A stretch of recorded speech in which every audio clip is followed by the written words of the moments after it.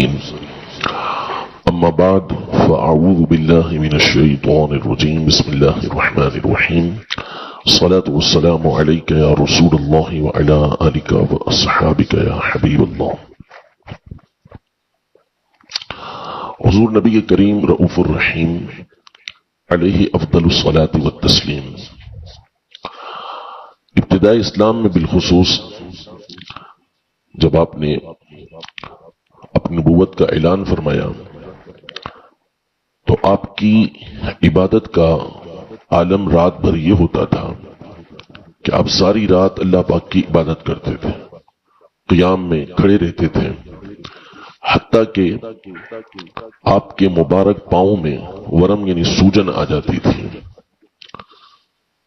تو صحابہ کرام علیہم رضوان نے آپ کی بارگاہ میں عرض کی، یا رسول اللہ صلی اللہ علیہ وسلم، آپ تو وہ ہیں کہ جن کے سبب اللہ نے آپ کے اگلے پچھلوں کی گناہ معاف فرما دی ہیں، اور آپ اس قدر اللہ کی عبادت کرتے ہیں.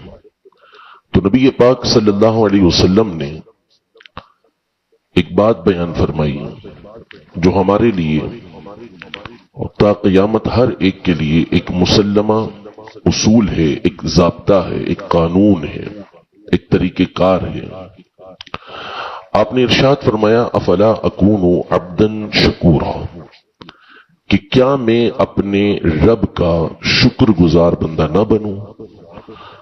یعنی صحابہ کرام علیہم رضوان کا سمجھنا اور ان کا جو عرض کرنا تھا، نبی پاک صلی اللہ علیہ وسلم کی بارگاہ میں جو گزارش کرنا تھا، وہ یہ تھا کہ جب اللہ نے آپ تو بخشے ہوئے ہیں، آپ نے تو جنت میں داخل ہونا ہی ہے، اللہ نے آپ کو تو مغفرت کا مشتہ دیا ہوا ہے، بلکہ آپ کی برکت سے آپ کے اگلے پچھلوں کی گناہ معاف ہو جائیں گے. تو آپ کو اتنی عبادت کی حاجت کیا ہے؟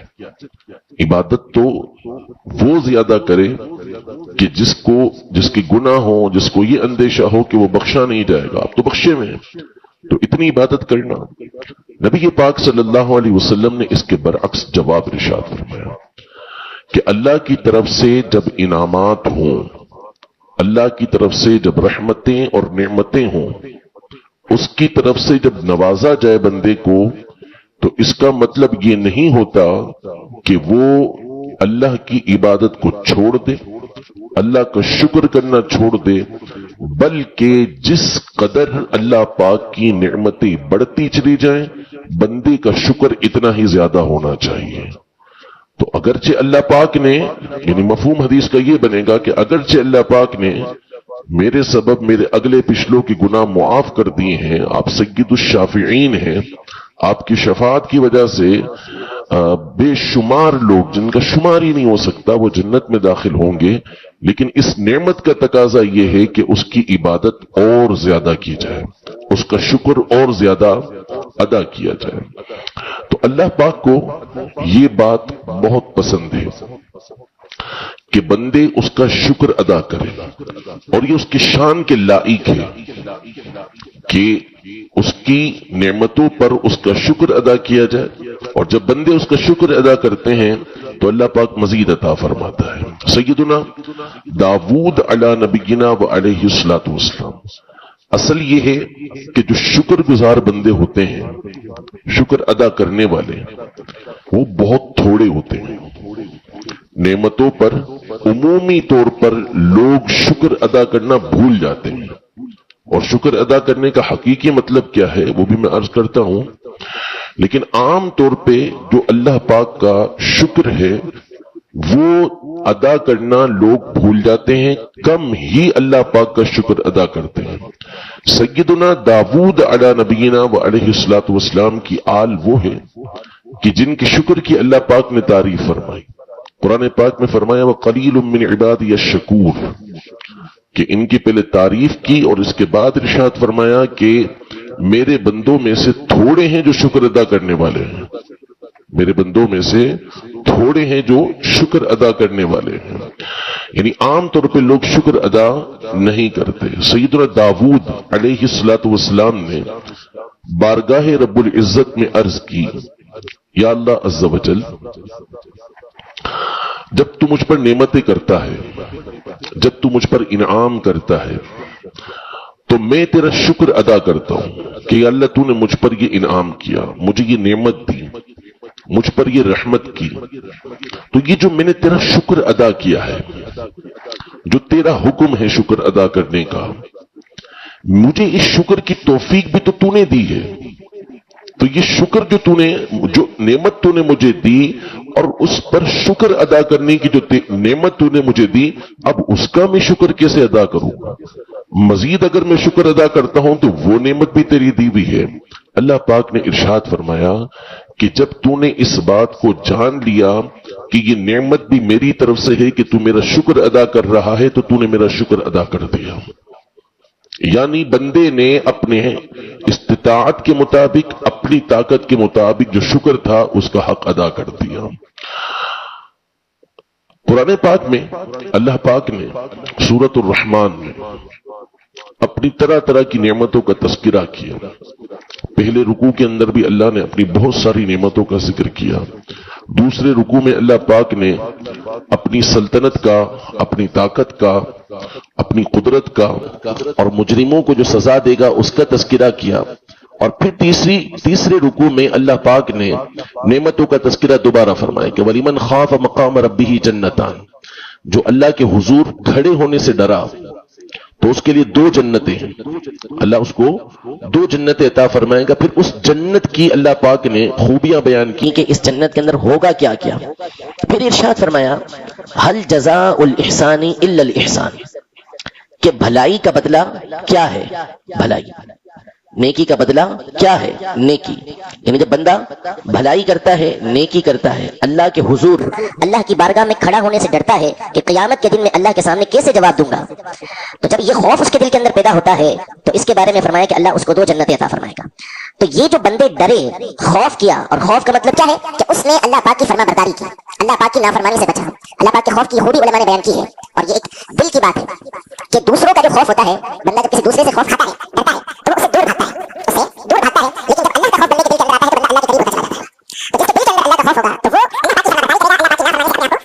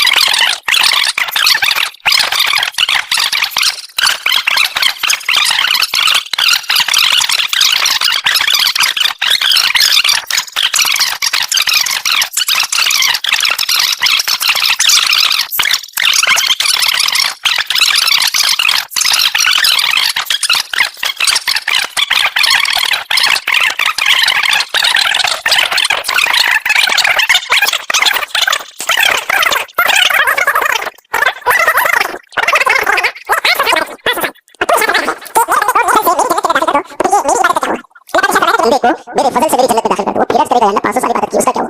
اب ارشاد فرمائے گا کہ میرے اس بندے کی ایک آنکھ نکالو۔ اب اس کی آنکھ نکالی جائے گی، آنکھ نکال کر ایک پلڑے پر رکھی جائے گی، اور دوسرے پلڑے پر اس کی 500 سال کی عبادت رکھی جائے گی، تو وہ جو آنکھ کی نعمت ہوگی وہ 500 سال کے اوپر بھاری پڑ جائے گی۔ اب اللہ پاک ارشاد فرمائے گا کہ تو نے تو میری دی ہوئی ایک نعمت آنکھ کا شکر بھی ادا نہیں کیا، تو وہ اللہ پاک کی بارگاہ میں عرض کرے گا، معافی مانگے گا، اور عرض کرے گا کہ یا اللہ مجھے اپنے فضل سے ہی جنت میں داخل فرما دے۔ تو اللہ پاک اس کی اس غلطی کو معاف فرمائے گا اور اپنے فضل سے اس کو جنت کے اندر داخل فرمائے گا۔ ایسے بہت سارے واقعات مختلف روایتوں کے اندر موجود ہیں کہ اللہ پاک کی نعمتوں کو اگر بندہ دیکھنے جائے تو ایک ایک نعمت کا شکر ادا کرنا بندے کے لیے ممکن نہیں ہوتا، لیکن اللہ پاک بندے سے تھوڑے سے عمل کے ذریعے راضی ہو جاتا ہے۔ بندہ اگر تھوڑے تھوڑا سا بھی شکر ادا کرے تو اللہ پاک اس سے راضی ہو جاتا ہے۔ ارشاد فرمایا کہ حدیث قدسی کے اندر کہ اگر تو میرے دیے ہوئے تھوڑے رزق پر راضی ہو جا تو میں تیرے تھوڑے عمل سے راضی ہو جاؤں گا۔ تو تھوڑا سا بندہ عمل کرتا ہے، اللہ پاک اس کو اس پر کثیر جزا عطا فرماتا ہے۔ تو اب آنکھ کی نعمت جو اللہ نے عطا کی، اس کا تقاضا کیا ہے؟ کہ اس کا تقاضا یہ ہے کہ ہم ان چیزوں کو دیکھیں کہ جن سے رب عز و جل ناراض ہوتا ہو، جن کے دیکھنے سے اس نے منع کیا، جن کی طرف نظر ڈالنے سے اس نے منع کیا، تو کیا ان کو دیکھنا یہ اس نعمت کا شکر ہوگا؟ ہر عقل والا سمجھتا ہے کہ اس نعمت کا شکر یہ نہیں ہوگا۔ اسی کو لیجیے آنکھ کے حوالے سے قرآن پاک میں ارشاد فرمایا قل للمؤمنین یغضوا من ابصارهم ويحفظوا فروجهم ذلك أزكى لهم إن الله خبير بما يصنعون۔ محمود اپنا من مردوف فرمائے کہ وہ اپنی آنکھوں کو نیچے رکھے، اپنی آنکھوں کو نیچے رکھے اور اپنی شرمگاہوں کی حفاظت کرے۔ یہ ان کے لیے بڑی ستھری بات ہے، اور بے شک اللہ پاک جو کچھ بھی وہ کرتے ہیں سب کی خبر رکھتا ہے، سب کچھ وہ جانتا ہے کہ کیا کرتے ہیں۔ اب آنکھوں کو نیچے رکھنا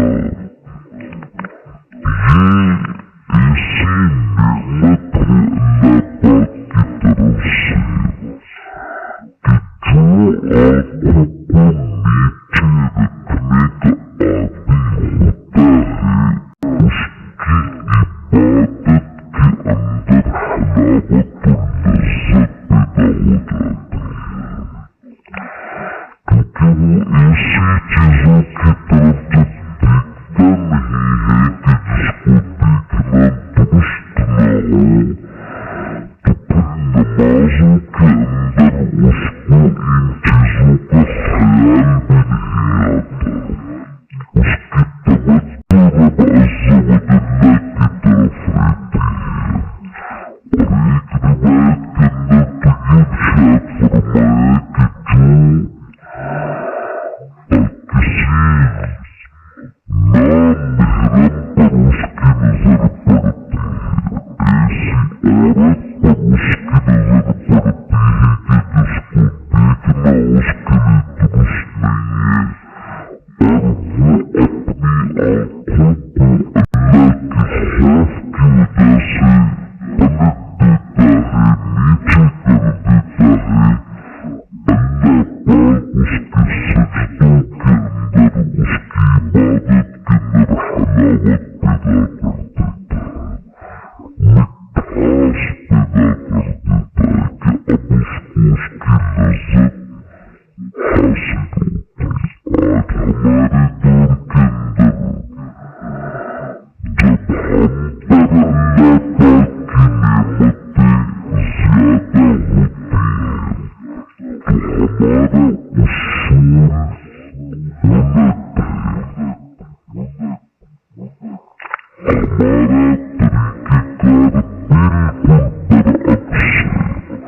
جب ہم تکلیفیں آتی ہیں، ہم پر مصیبتیں آتی ہیں، پریشانیاں آتی ہیں، اس وقت ہم اللہ پاک کی بارگاہ میں حاضر ہوتے ہیں۔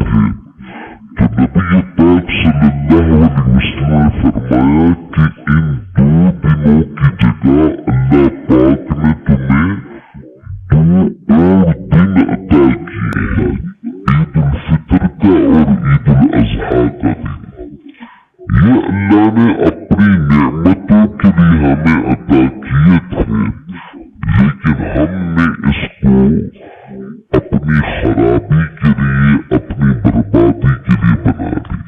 यानी ईद के दिन अगर हम आएंगे नमाज पढ़ने के लिए तो इस वक्त तक तो ठीक है, जब घर जाएंगे तो उसके बाद से गुनाहों का सिलसिला ये बढ़ता चला जाता है। बिलखुसूस मीडिया ने हमारे ये तबाह बर्बाद करके रख दिया। ईद के शो के नाम पर जो बेहयाई के तूफान बर्पा किए जाते हैं, अल-अमान वल हफीज, हालांकि ईद के दिन का तकाजा ये था कि अल्लाह पाक के शुक्र के अंदर इजाफा करते हुए हम अपने नेक कामों को बढ़ा देते। चंद चीजें हैं ईद के दिन करने के हवाले से। वैसे तो ईद की नमाज से आने से पहले भी बहुत सारे काम करने के होते हैं, जैसे नहाना, गुस्ल करना, वो अक्सरियत करती है। अच्छे कपड़े पहनना, उमूमी तौर पर ये भी पहने जाते हैं। ये नबी पाक सल्लल्लाहु अलैहि वसल्लम का तरीक़ेकार है। हुज़ूर अकरम सल्लल्लाहु अलैहि वसल्लम नमाज के लिए आने से पहले गुस्ल भी फरमाया करते थे और अच्छे कपड़े पहना करते थे। ईद में नबी पाक सल्लल्लाहु अलैहि वसल्लम उमूमी तौर पर सुर्ख धारीदार कपड़े पहनते थे। सुर्ख रंग के यानी रेड कलर के धारी वाले जो कपड़े होते हैं वो चादर नबी पाक सल्लल्लाहु अलैहि वसल्लम पहना करते थे। इसी तरह ईद के लिए आने से कबल जो है वो कोई न कोई मीठी चीज खा लेना, बिलखुसूस खजूरें अगर मौजूद हो तो उसे खा लेना, ये भी नबी पाक सल्लल्लाहु अलैहि वसल्लम का तरीक़ेकार है। अब ईद के लिए जब आप आए हैं तो एक सुन्नत ये है कि जिस रास्ते से आए हो उसके बरअक्स दूसरे रास्ते से जाएं, रास्ता पलट के दूसरे रास्ते से जाएं। और इसमें बड़ी हिकमत उलमा ने बयान की है कि एक तो ये कि नबी पाक सल्लल्लाहु अलैहि वसल्लम जो इस तरह क्या करते थे, उसमें एक हिकमत ये थी कि दूसरे रास्ते से जब आप जाएं तो आने वाले रास्ते को तो बरकतें मिल गई, अब जाने वाले रास्ते को दोबारा बरकतें मिल जाएं। ये नबी पाक सल्लल्लाहु अलैहि वसल्लम की एक हिकमत बयान की गई। दूसरा ये कि ज़ाहिर है कि उस जमाने के अंदर जो इलाके होते थे छोटे होते थे, तो अगर एक ही रास्ते से आना एक ही रास्ते से जाना होता तो इज्तिहाम हो जाता, रश हो जाता। इसलिए नबी पाक सल्लल्लाहु अलैहि वसल्लम दूसरी तरफ से जाते थे।